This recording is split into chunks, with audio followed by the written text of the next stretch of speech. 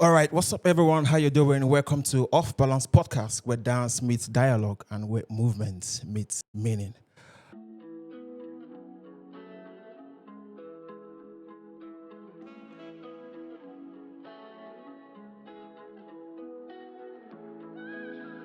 On this episode today, we have a wonderful human being, so to say, an OG leader,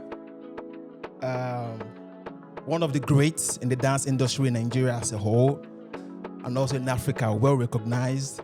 I'm just going to run through his bio a bit because he's a creative director, a choreographer, aspiring filmmaker, content provider.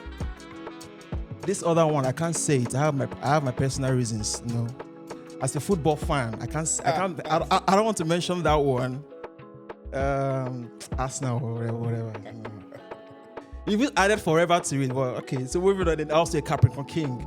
Welcome to the show of Balance Podcast, Mr. Wale Rover. Sure. That's a knuckle from the greats.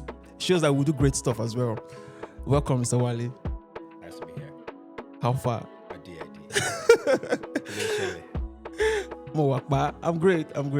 I'm great. It's a privilege to have you here. Thank you so much for honoring this invitation.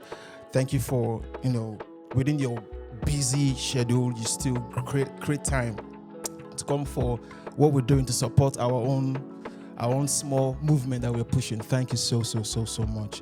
I really appreciate it. So let's go right into it now. Okay. Now let's meet Mr. Wale Roba. You don't already talk and finish now. No, there are some things that we need to hear. Like, okay, let's start with this one. Have you always known that you will be a dancer, still active up until this time? To be very honest, at a very young age in my career, I knew that this was what I wanted to do. I didn't see any other thing that I could be doing. So if I saw the longevity being still here, definitely, as a human being, you always have moments where maybe even the best of us doubt our, consistency. But the desire and the passion has always been there to still be doing this. So I definitely, knew that I will still be here unless somebody takes my leg. Well done. First of all, to be very honest, confession time. There was a time I and my crew back then when we started dancing, we never liked Mr. Wale Roba. Reason why? Because we went to Mortagene Street Dance. Wonderful. After we have suffered, we have... my mom prayed for us countless of times. Like, you people will win. Go and bring the trophy home. So we came there, and then when it was time for us to do our performance, and then we did all we wanted to do, and then Mr. Wale Roba said, Mr. Wale Roba particularly, I cannot forget, he said, it's nice, but dance has gone beyond putting nice choreography together. So, so for me to know, Wow. So we went back, we were like... What is dance all about? If it's not about putting nice moves together, but later on, we had to understood what exactly he meant by saying all of that. Obviously, just beyond putting choreographies together, there has to be a work factor, there has to be the creativity, there has to be the point where you see that they have put in a lot of work where everyone goes out of their comfort zone to make something beautiful. So we understand that part. But back then, we just a reason to say, why this guy go? Even if I call my bro right now, like, do you remember what Wale Roba said to us? He will say, yes, that we remember. We will never forget. I made many enemies, I see. But that was back then. But thank God that some of us still stayed in the industry up until now to understand what was said to us at that point in time when we were trying to, find our foot into the dance industry. So now, moving on to the topic for today, it's about Clout over Clout. Clout over craft. Who is getting booked and why? And I know for sure that you are in the space where you know the dancers to call when there's a certain gig. You know why you want to have them in your space or why you want to work with them. So my question is, what are you looking at? Because at some point, I've also been thinking, people don't call me for gigs anymore. So is it that I don't have the numbers on my Instagram page, or I'm not a good dancer, or I don't fit the specifics of the kind of production that you want to do? So what are you actually looking at? Someone who has been in the industry, and you've worked with countless of big, heavy brands, and we've seen them. So what are they looking at, so to say? Okay, so before I talk about myself, I would say that the ask is multi-dimensional. It's different things for different people. So you will find some people that are solely about, you don't know anybody, and we're in a space right now where, everything is run by the internet. So basically, I'm looking for a hip hop dancer. I maybe go on Google or go on Instagram or go on any of those sites and see those that have their work up and those that have the numbers. So for basically on just the face of it, you just think about, okay, if this person is having the type of numbers that they're having, it means that maybe they are, as good as they say. And so if I do hashtag hip hop dancer in Lagos, and these are the names that come up. And so nobody's telling me anything. I'm just looking at what I have and I decide, maybe I send the message. So that's like an average person that is not fully detailed about who can do what, just basically on what they can see. Okay. And you also then have people that, word of mouth. So you ask someone to recommend someone that they've worked with. Okay. So basically that person is hiring based on track record and delivery. Oh. So if this person says, I worked with this person some time ago and, it was very good, so and so, you book that person. And then you then have, if you come to me now, you then have people like me that are more or less about, I don't do, this person is the person that has 1 million, because if you check my own, I'm not necessarily a social media person. I'm about the work.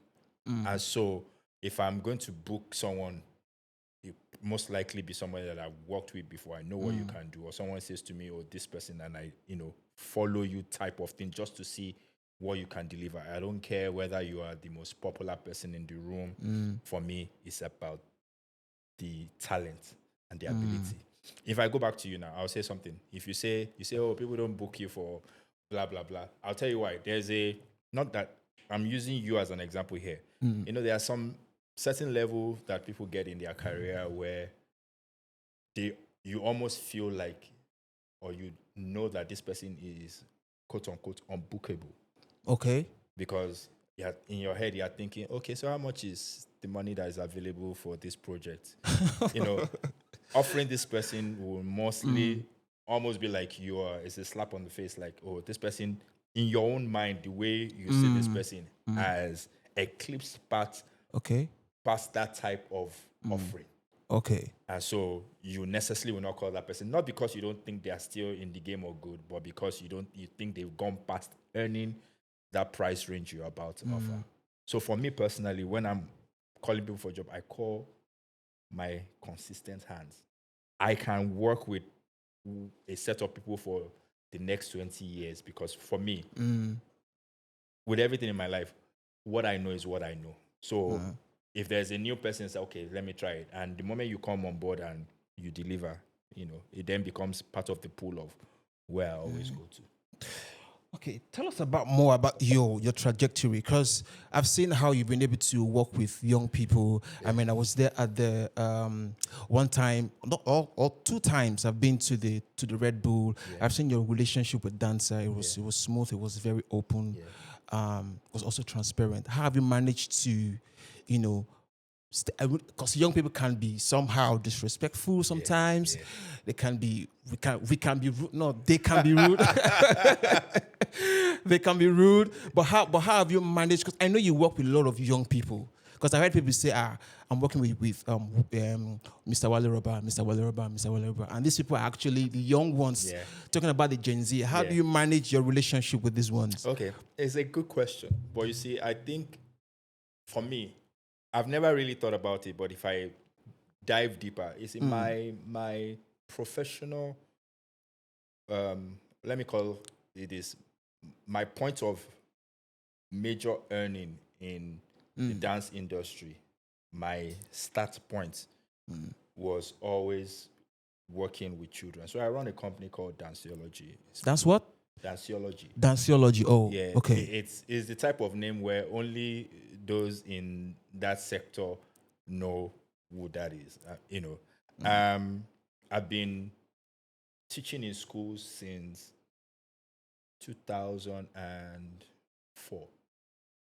Wow. Yeah, I've been teaching in schools, like extracurricular, then part of the, Activities. Okay. yes, then part of the curriculum.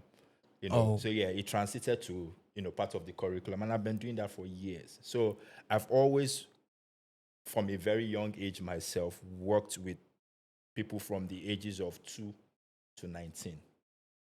wow. From when I myself was a very young person, and I've been consistent with that part of dance and my life even till now. Till now, as I'm telling you, I still teach in schools, right from when I was still teaching in 2004. And so I've been exposed to, how do you call it, forming a type of bond with young people. Young people don't phase me because, this is something that I've done my entire life, And so it's easier for me to recognize and be able to, how do you call it, psychologically be on the level where of these young people. And so working with young dancers or inspiring them is not, yeah, everybody will face. There are some people that are special cases, but the truth of the matter is that there's also the passion to wanting to replicate yourself, because when we were growing up, nobody gave us any chance. We they hide, go dance now. Now hide, now everything you do, you are hiding. And so to see that dance has evolved so much, and you are in a position where you can offer this person a job, impact this person, why not? Let's do it. So for me, that's always been, I'm constantly surrounded by young people. If you see me with teenagers, you think, say, two of us, they share the same bed, because Wow. yeah, as in my guy. I don't do is like alpha now. What did happen? Like some of my very very close friends are teenagers. Wow, great. So okay, let me ask you this question. Since we're talking about working with young people, Yes. what's the height like? Waiting, if you say this particular dancer don't do you, where you talk say that pushed you to a point, because I've never seen you angry before. So I'm wondering what would a dancer do to you? We go make you vex? Say never. Okay.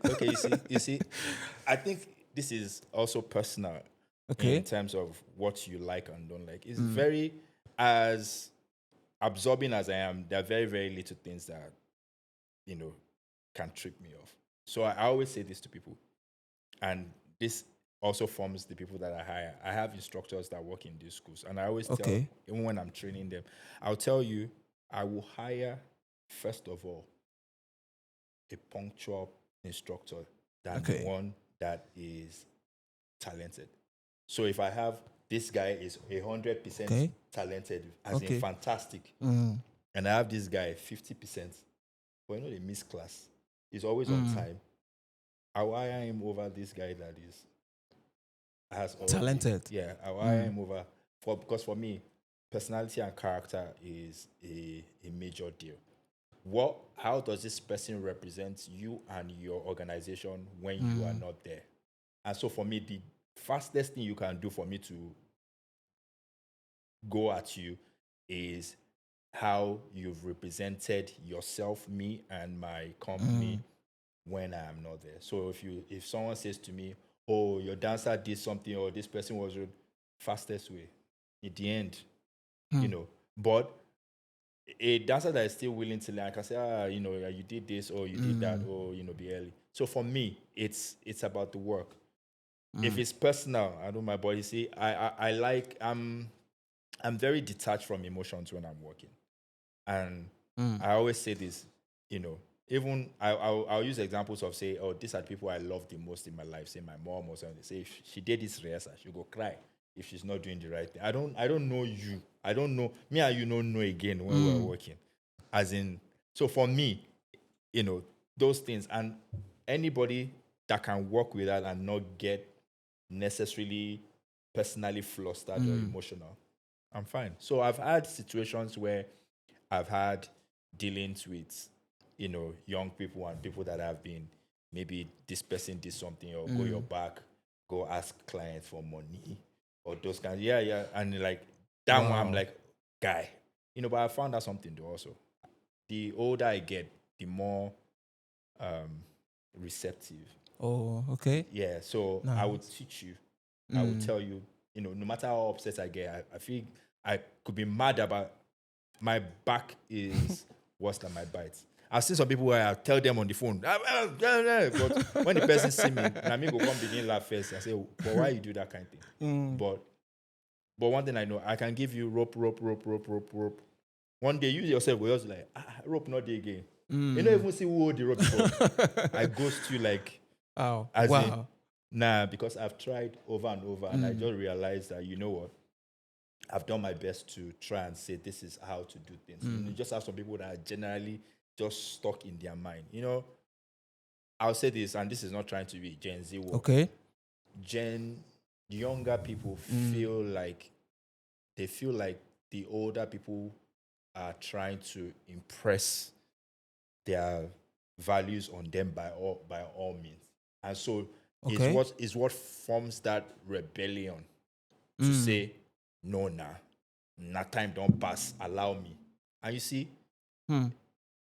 that rebellion sometimes is what hinders them, because in your mind you have this, you're about to lord your authority over me, so me no go agree. It doesn't allow you calm down to to properly assess the situation and say, am I doing the right thing? But sometimes it don't happen. That's why you find that front of we are the ones reigning now. Okay. Allow me to do my thing. And so it completely throws rationale out of the window.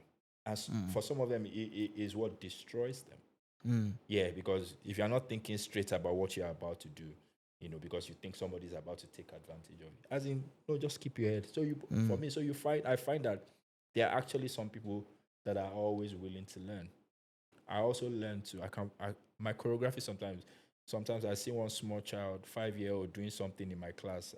I just pick up my notebook and note it. I don't pick something from the guy. Wow. Yeah. So for me, surrounding myself with, young dancers or choreographers, and I always tell them, you see this thing I'm telling you to do, all of us know I can do it myself. Wow. So it's not by not being able to. You can. I can. Wow. Better than you. But I'm giving it to you because I also know that no man is an island. Our ideas together, your fresh notion of what is happening now, it can combine. But I can also sit down here without putting you up front and say, tell me this thing, but I'm me go do one. Wow. I can also do that. Yeah, but I don't. But so there's altogether what I'm trying to say is that there is a space for everyone. And both older generation and younger generation need to know that there are things to learn and absorb from one another. Oh, great. So I have another question. Part of your disciplinary tools, do you used to cut dancers' money? You see? To discipline them. Okay, see, this conversation, I know that, and we're not calling names here, but I know that, and I'm not against this. I know that a lot of my colleagues do that. Yeah, people say, I come late. And they'll cut their money. Yes, they're the standard. But you see, it's not wrong. And I say to people, if you work in a proper structure, organization, 9 to 5, HR will cut your money. If I believe so, now. No, it's not a standard. Yeah. Everybody clocks in at a particular time. There's a time frame. If you don't clock in at this time, or you don't deliver what you said you deliver, at the end of the month, you see deductions. It's a standard. It's standard. So you say, say you salary of 100,000 a month, and you say HR can't give you 82,000. You state it. On Monday, you are supposed to resume work at 9, you came in at 10. But you see, the thing is this, and this is what I will say before I go to how I operate, Okay. is that whether or not, whether, because everything is to be taken seriously as business level. And I think some people still see dance or the dance work or anything as being, oh, it's not work. If a dance company or a choreographer or whoever is calling you to come and do something, that is work. Okay. And I would say that the only thing I will say I don't like is springing it on these dancers. Oh, okay. If you know from beginning, say, nah, so this person they do, I'll say to you, oh, I must do. If you come late for my rehearsal, I say you are liable for deduction. So you don't know, and you took the job. So why you call the vex when they deduct and when you mess up? But it's the truth. They've told you already. This is what we do here. This is our timing. This is our whatever. This is how we do stuff here. If you miss one rehearsal, blah, if you are late, blah, and you know all of these details, and you took the job, so you know the conditions. But for me, personally, and this is, if you can blot out this part. No, we're not blotting out anything. I think I have. So for me, I personally, I don't know how to say it. I may say it, but I've never done it. Wow. No, I've never. You can ask anybody that has worked with me. I'll never dock your money. Wow. Ever. I've never done it. You look nice, maybe. No, it's not about nice. For me, I don't know how to explain it. I can say, but they do me something. I can't do it. I can't find myself doing it. But you see, I can remove you from that project. I think that's even worse. No, it's not worse. I can remove you because you see, I told you, if you come late and jeopardize the work we're doing here, I may have to replace you. So you do it first, I want you. Do it second time, I want you. Third time you do that, I'll replace you. Because I told you. Because for me, it's not, removing your money is not as in how much I want to remove. But there are very rare times you see me completely say, oh, I remove this person. What I can do is that, you see, that project that you did with me, maybe the last one that you do, I won't call you the next time. Oh. Yes. So in your mind, you say, man, I mess up. Mr. Wale no call me again. It's basically. So if I allow you still in that, maybe sometime later, I can't reason and say, okay, you know what? Let me call this person again. I've given you another grace. But you and I know, because I'll tell you the reason why. And then if you do it again, then I know that me and you can't work now. Because you see me, punctuality and professionalism, anything outside of that, they make my body, as in like, nah. So for me, but you see that docking of money, I've never been able to do it. I can't. Wow. So amazing. Wow, that's great. That's also good to hear. So, because also I know for a fact that sometimes I'm trying to scale, between dancers, mechanics, some dancers, not to generalize the whole youth, some dancer and some mechanics who tell lies the most. No, who tell? I think I think generally artisans, mechanics, plumber, everybody, they have PhD in design. And you also then have, it's almost like I will use the word artisans because everybody, works with a mechanical. Yeah.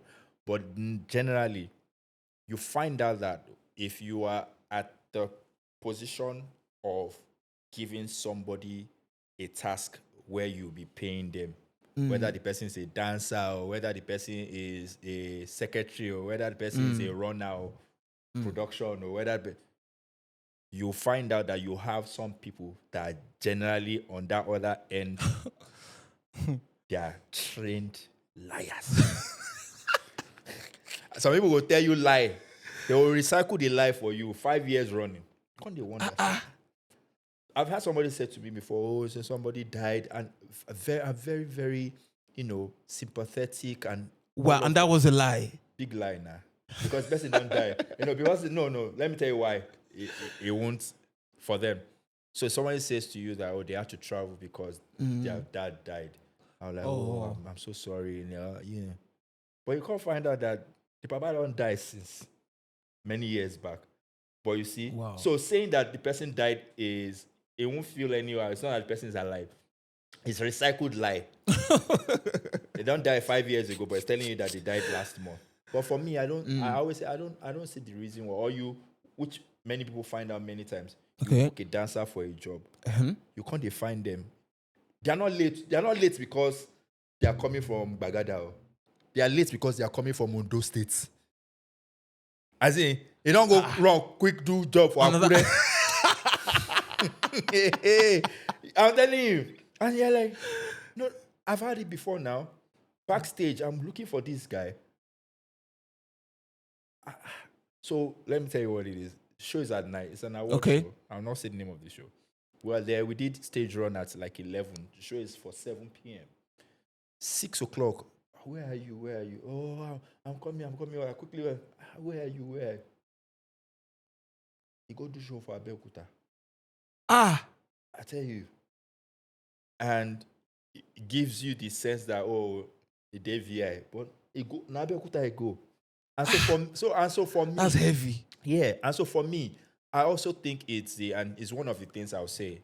I don't know if this is part of the conversation. It's one of the things I'll say is a labor, as in on this industry, where dancers, it almost then feels like, I'm not saying don't work for the money, but it also then feels like the reason why you're working is the hustle is overriding the quality of the work. Exactly. I agree to that. Yeah. You want to, like, everything you want to do.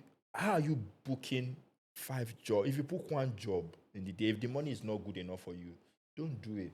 Why are you booking 5 jobs in the same time frame? And so it tells me that you're not even thinking about your health. You're not even thinking about the expertise you're about to deliver. You're only thinking about how much money you want to get in that time. Because you see, no matter how good you are, as you day here and you think of the one you're going for 5 minutes from, you will not give your utmost here because you're thinking about that other one.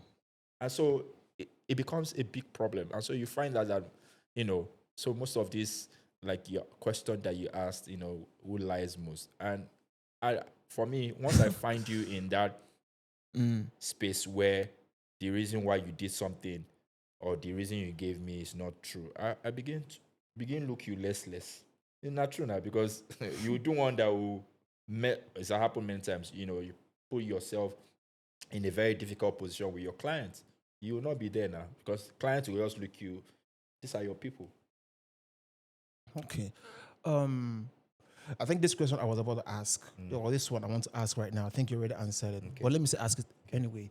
Have you ever booked someone, booked an artist, not because of their relevance, but because of you've seen some sort of accountability in this person over some of the ready-made that have the all of the followers and engagement on Instagram before? Yeah, definitely. Like I said to you, maybe, like I said, I'm not a multinational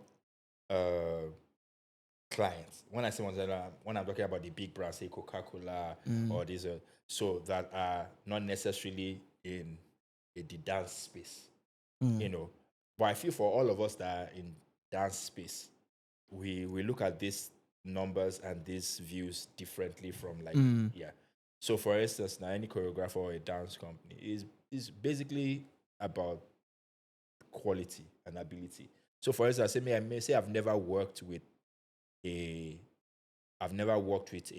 acrobat before, and I need one for an event. I'll ask someone that I know that does stuff and say, oh, do you know anyone that can do this? Okay. And they say, and they start giving you videos, and you look at the videos. Oh, I like this person. Oh, this person. At the end of this is what I'm seeing. Oh, this person looks like they have more ability over this person. I don't think I've ever then gone to the top of the page to see how many followers and how many likes and comments. If I have 10 followers, if you can do the job, I mean, no sense. Maybe because I am like that. Because for me, I can talk about this. You see, most of the work that I do is mostly not about, because if you are going by metrics and algorithm and Okay. all of that, they will book many people over me because I don't have those numbers.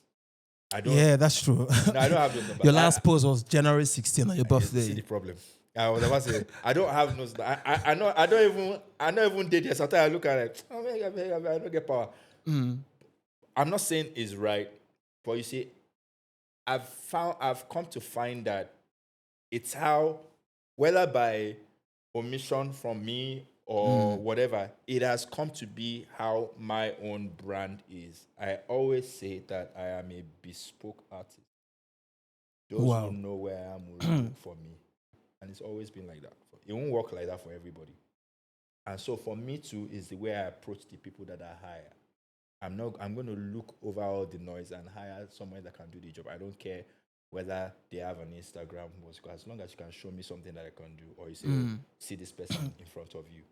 So for me, that's always been, and so that's why I'm saying that we have different levels. You have people that you are so good and you have made such a track record for yourself that the person, even if they remember, they'll say, does this person still do this thing? Say, yeah, see, is the person in Lagos? Give me the number now. That one jumped over just going to Instagram. Yeah, to search. But you are the one that just search now. The fastest way is, I don't even need to know you. I just go and just see videos on your page. You did this last week. You did this 2 weeks. Maybe we'll call this person now. They did the game. And so you have to know which one works for you and which one is, in the age that we're in, without calling tortoise antelope. That is the template. Yes. So All for right. me, I will hire you only based on your ability. I don't care about the numbers. All right, so right now, okay, I would love you to just give one of the dancers you've worked with that you know that this person is my good to go anytime. Just mention the person and just give them the flowers. Maybe 1, 2, or 3. When I say my go-to, like Quick, this person, a quick dial. I need a dancer right now. Pam, pam, pam, pam, pam. Alpha, show up. BJ Meyer. Wow. BJ. I mean, that's true. I can agree with that. I think it's cool too. Who else? Just BJ. No, there are quite a number. BJ, Charles. Okay. So the reason why I'm thinking hard. You see, these names I'm calling, I work with them on a regular basis. Oh, okay. So I'm trying to think of a name of someone that I say maybe every time I've called this person, there are a number of them, but I'm looking for like an abstract type person. There are quite a number of them, to be honest, and most of them are, for lack of a better word, the young guys.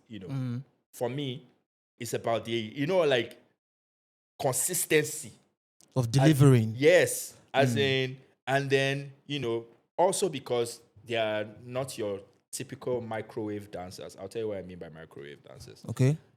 You have somebody now, you want to enter this dance space. You begin train. You don't train for 3 months. The training is good to earn him this job. Now when end, once that small training end the first 30,000 to hell. But see all these people, the other people I'm mentioning, every day they are improving their craft. Every day they are training. They are being so. The reason why I hire you yesterday, by the time I hire you again next week, I don't see some kind difference that is even adding to the work that I'm doing. Not that I'm like, okay, I know that you were doing windmill that time. You know they do SP now? No. But now SP I define now, but you don't fit. So it almost tells me that you just be comfortable around you stayed in that place. So for me, so I have, if I start mentioning the names, will go on and on and on. There are so many of them. Peace, the Michael, okay, Locking Mike. Oh, okay, okay, yeah. Yeah. I know him. I like him particularly. Is even though he did something some time ago that vexed me, but man, no, but I'll tell you, let me tell you, I like people that are talented without the chip. So, like, when you say talented without a chip, how do you mean, like? All right, so you have some people, they're good. They're never good like that, too, but they are good. Okay. But they are shoulder pad. Oh. Not like this. For me, it's absolutely unnecessary. It's because, you see, when you have a chip on your shoulders, it stops you from really hitting that light. Like, because they believe, say, you bad passers, you bad, but you're not. What I mean is that there's still room for you to grow. Improve, yeah. Yeah, like, I know that you know this because I think we've had this conversation many times. I'll give you an example of Filton.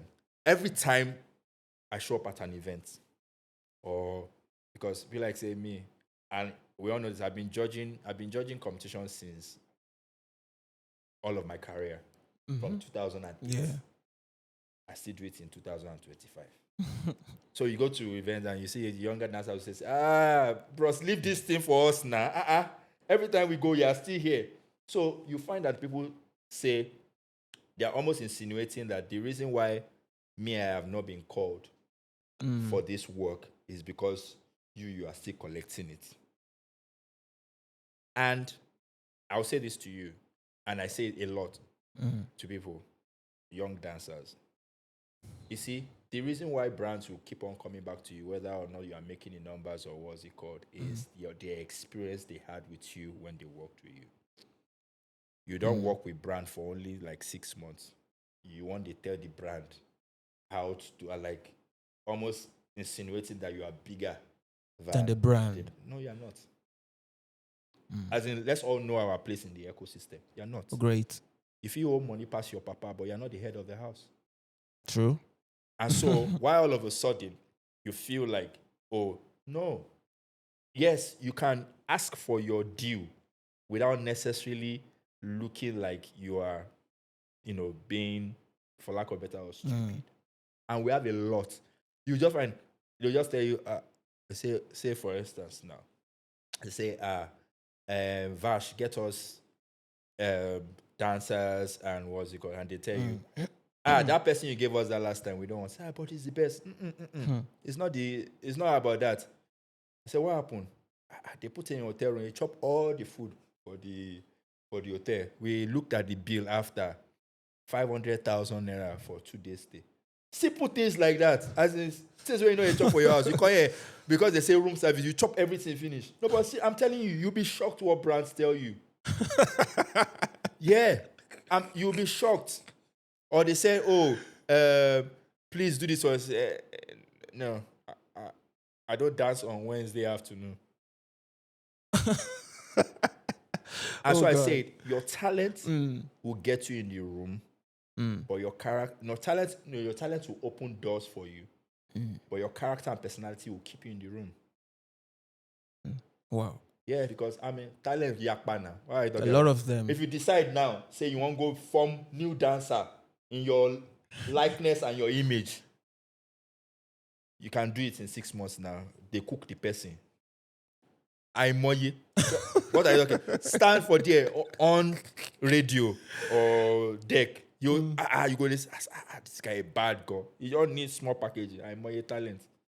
Wow. But it's the character, it's the personality, it's the manner, it's the professionalism, and some of these things, they are not as natural as your talent, because some people see, the talent you inherit, it is inherent ability. But some of these other things, how to talk in a meeting, how to comport yourself in a business situation, how to relate with brands, it won't jump on you. You need to properly train and learn it. And people have lost consistency because they don't know how to relate with brands or relate with the person that is giving you the job at the time. Okay, wow. Wow, that's deep.